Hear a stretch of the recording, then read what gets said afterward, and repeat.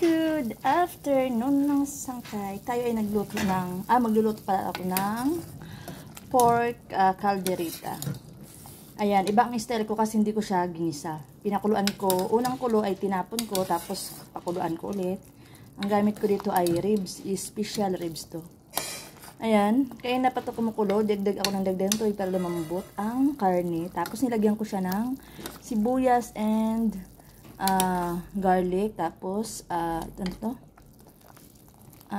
Ano ba to? Ah, my gosh! Ano yung pasas? Raisin. Tapos lalagyan ko na siya ngayon ng calderita mix na mamasitas ang gamit ko para pumasok ang lasa. Ang isang sachet hindi kailangan ubusin kasi kunti lang yung pork ko. Ganyan lang. Yan. Tapos lalagyan ko yung patatas mamaya na. Yan muna para lumasa. And then, kunting liver spring.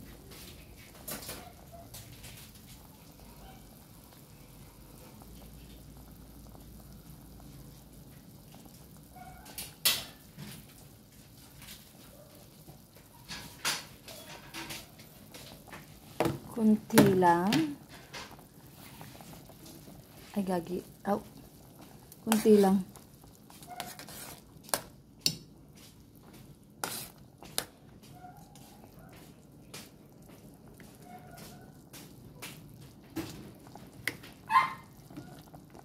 Tapos hayaan lang natin. Takpan ulit natin. Takpan ulit. Hayaan muna. Hindi ko pa pala siya nalagyan ng paminta. So, lalagyan natin. Ang gagamitin kong paminta ay itong iniikot-ikot lang pang sosyal. Charot.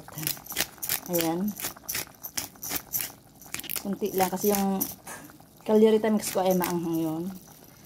Tapos chicken powder. Hindi ko pa nalagyan. Lalagyan ko na.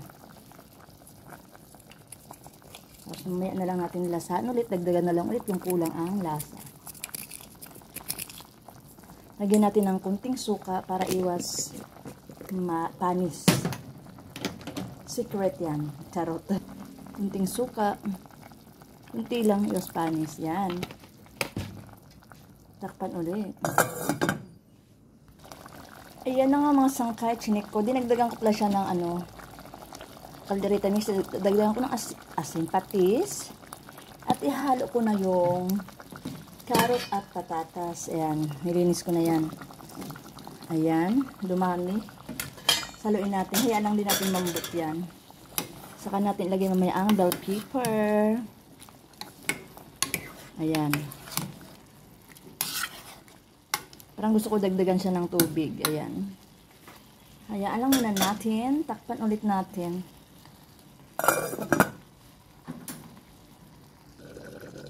Turun! Ay, nako. At ayan na nga. Malambot na ang ating carrot and patatas. Ilagyan na natin ang ating bell pepper. Ayan. Naiiga na ang ating sauce. Hinaan natin yung apoy. Mahina na nga yan. Lagyan natin yung ating bell pepper. Red and green. Para maganda ang kulay. Ayan. Pero kunti lang. Ayan mga sangkay, tapos na. Ano lang natin.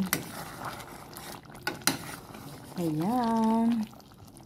Tapos ng ating simpleng pork calderita. Taran. Tan. Thank you guys for watching. Sarap ng sauce pa lang. Ulam na pwede ibahog sa kanon. Thank you.